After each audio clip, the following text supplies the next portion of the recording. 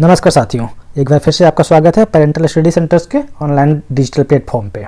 तो अगर आप भी एक नर्सिंग एस्पिरेंट हो और आपका भी सपना है कि आप एक सेंट्रल हॉस्पिटल में, सेंट्रल गवर्नमेंट के हॉस्पिटल में जॉब करो, तो ये वीडियो बस आपके लिए होने वाली है। लेकिन उसके पहले अगर आप हमारे चैनल पर नए हैं तो जल्दी से चैनल को सब्सक्राइब कर लो, क्योंकि ऐसे ही इन्फॉर्मेटिव वीडियो, ऐसे ही जॉब की नोटिफिकेशन सबसे पहले हम अपने चैनल्स पर आपके लिए ले आते रहते हैं। तो दोस्तों, आज के इस वीडियो में हम बात करने वाले हैं BHU स्टाफ नर्स वैकेंसीज के बारे में, जिसका नोटिफिकेशन आज ही जारी हुआ है और आज ही हम आपको इसके बारे में सारी जानकारी देने वाले हैं कि इसमें कितनी सैलरी होने वाली है, कितनी वैकेंसी है, कितनी सीट्स है और इसकी एसेंशियल क्वालिफिकेशंस कितनी होने वाली है और इसके इंपॉर्टेंट डेट्स क्या क्या होने वाली है। तो चलिए हम आपको इसके ऑफिशियल नोटिफिकेशन पे ले चलते हैं और देखते हैं कि इसमें कितनी सीट्स होने वाली है और इसकी सैलरी क्या होने वाली है। तो सबसे पहले इसमें देखते हैं कि सीट क्या होने वाली है। तो हम ये देखते हैं कि जनरल में जो है 2 सीट्स है, OBC में 1 सीट है और SC में 1 सीट है। तो टोटल मिला के इसमें आपकी 4 सीट स्टाफ नर्स की होने वाली है।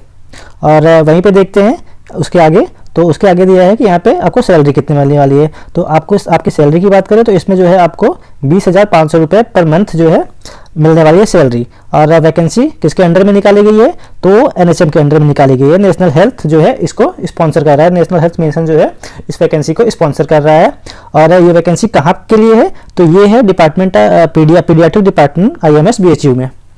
और आप यहाँ पे देखें साफ साफ इसमें लिखा हुआ है कि this post is temporary and contractual. तो ये पोस्ट आपको जो है टेम्परेरी कॉन्ट्रेक्चुअल बेस पे निकाला गया है। तो लेकिन फिर भी ये NHM के थ्रू निकाला गया है। तो NHM में जो भी वैकेंसी ली जाती है तो उनको मतलब हटाया नहीं जाता है। ऐसा नहीं होता है कि जैसे एक होता है आउटसोर्स बेस पे, एक होता है कॉन्ट्रेक्चुअल बेस पे जो है।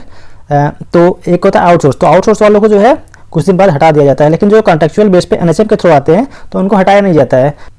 तो जब तक NHM का ये मतलब प्रोग्राम चलेगा तब तक जो है आपकी वैकेंसी जो है ये रहेगी।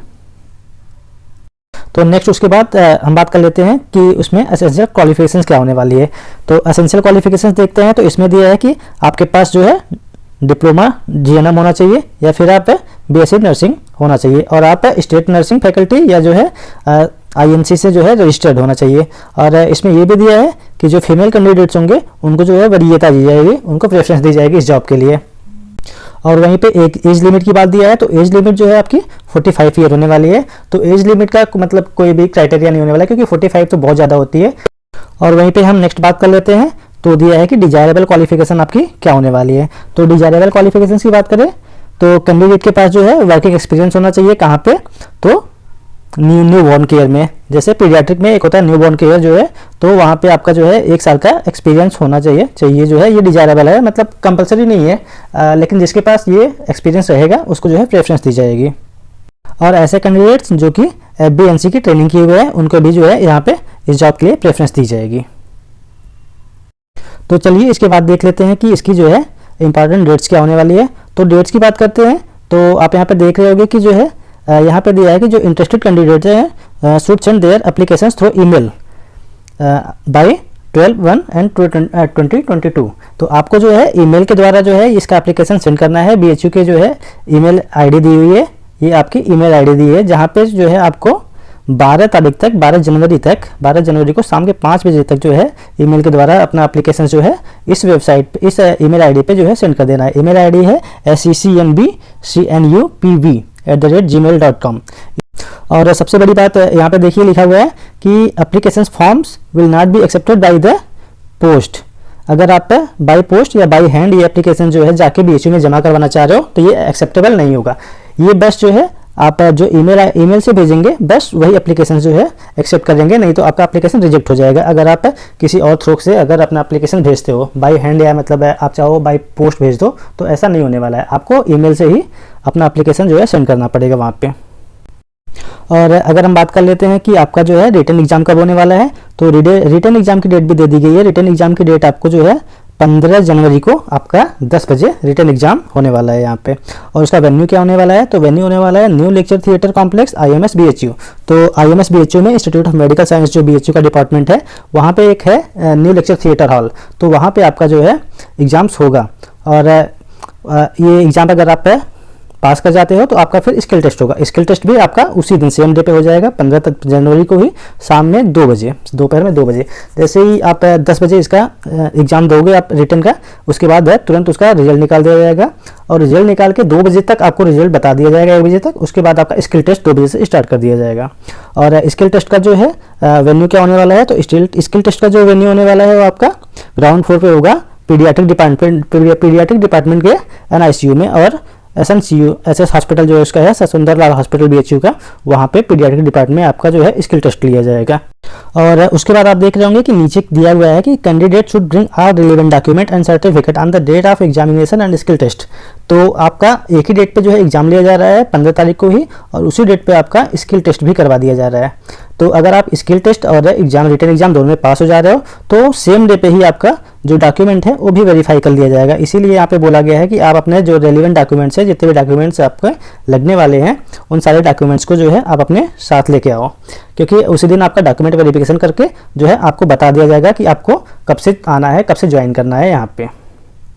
और अगर हम यहाँ पे देखते हैं कि आपका जो सिलेक्शन किस बेस पे लिया जाएगा, तो यहाँ पे आप देख रहे होंगे कि selection will be done through written and skill test. तो आपका जो सिलेक्शन होगा, सबसे पहले आपका जो है एक रिटन टेस्ट लिया जाएगा। उस रिटन टेस्ट में जितने कैंडिडेट्स पास होते हैं फिर उनका एक अलग से स्किल टेस्ट लिया जाएगा, और उस स्किल टेस्ट में जो पास होंगे कैंडिडेट्स फिर उनको जो है एक मेरिट बनेगी, उसमें से 4 कैंडिडेट्स को जो है, 4 वैकेंसी है तो 4 कैंडिडेट्स को जो है फाइनल जो है मेरिट में रखा जाएगा। फिर उन 4 कैंडिडेट्स को जो है फाइनल किया जाएगा और उनको ही वहाँ पे जॉब के लिए रखा जाएगा। तो हम और नीचे आते हैं तो देखते हैं कि ये एप्लीकेशन फॉर्म है जो कि हमें जो है सबमिट करना है, इसको फिल करके।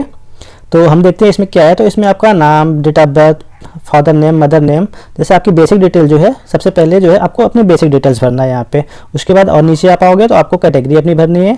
उसके बाद उसके नीचे आपको करस्पॉन्डेंस, आपका जो एड्रेस होता है, एड्रेस डिटेल, और जो है आपका कम्युनिकेशन डिटेल, जैसे मोबाइल नंबर, ईमेल एड्रेस और परमानेंट एड्रेस आपका क्या होने वाला है, ये सब उसके बाद भरना है आपको यहाँ पे। और उसके नीचे आप आओगे तो आपका जो है एकेडमिक क्वालिफिकेशंस क्या हुई है, आप 10th कब पास किए हो, कौन से बोर्ड से पास किए हो, कौन से ईयर में पास किए हो, क्या आपका परसेंटेज होने वाला है। ऐसे ही 12th में आपका क्या था। और उसके बाद अगर आपने GNM किया हुआ है या फिर आपने BSc नर्सिंग किया है तो आप उसकी डिटेल्स जो है यहाँ पे डाल दीजिएगा।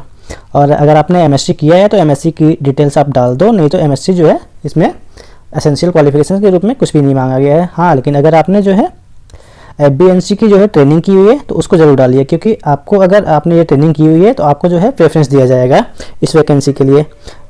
इसके बाद हम और नीचे आते हैं तो यहाँ पे आप देखेंगे कि आपसे आपका एक्सपीरियंस डिटेल पूछा गया है कि आपने इसके पहले कहाँ पे जॉब किया था, आपके डिजिग्नेशन क्या थी, आप मतलब आप जहाँ पे काम कर रहे थे, आपका एम्प्लॉयर कौन था, जैसे आप जिस हॉस्पिटल में काम कर रहे थे उस हॉस्पिटल का यहाँ पे नाम डाल दीजिएगा, और आप कौन से डेट पे ज्वाइन किए थे और कौन से डेट पे जो है आप वहाँ से रिजाइन किए थे, कब आप छोड़े थे, और आपका जो है ग्रेड पे वहाँ पे क्या था, कितनी सैलरी आपको मिल रही थी, और ड्यूटी कौन से नेचर की थी, मतलब आप वहाँ पे कॉन्ट्रेक्चुअल बेस पे थे, आउटसोर्स बेस पे थे, मतलब कैसा था, और आपने वहाँ पे लीव क्यों किया, मतलब वहाँ से आपने रिजाइन क्यों किया, जॉब क्यों छोड़ी।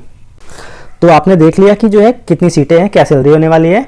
तो ऐसे कैंडिडेट जो कि सेंट्रल हॉस्पिटल्स में, सेंट्रल गवर्नमेंट के हॉस्पिटल्स में जॉब करना चाहते हैं उनके लिए बहुत ही अच्छा चांस है, क्योंकि ये NHM के थ्रू है तो अच्छा खासा जो है काम करने का जो है आपको मौका मिलेगा सेंट्रल हॉस्पिटल्स में, और अच्छे खासे सेटिंग्स में आपको एक्सपीरियंस मिलेगा। तो इस नोटिफिकेशन से रिलेटेड अगर आपको कोई भी कन्फ्यूजन होता है तो आप कमेंट सेक्शन में हमसे पूछ सकते हैं, हम पूरी कोशिश करेंगे कि आपके कन्फ्यूजन को जो है दूर किया जाए। लेकिन उसके पहले आप एक काम करो कि हमारे चैनल को जो है सब्सक्राइब जरूर कर दो, क्योंकि ऐसे ही नोटिफिकेशन हम सबसे पहले आपके लिए जो है ले आते हैं अपने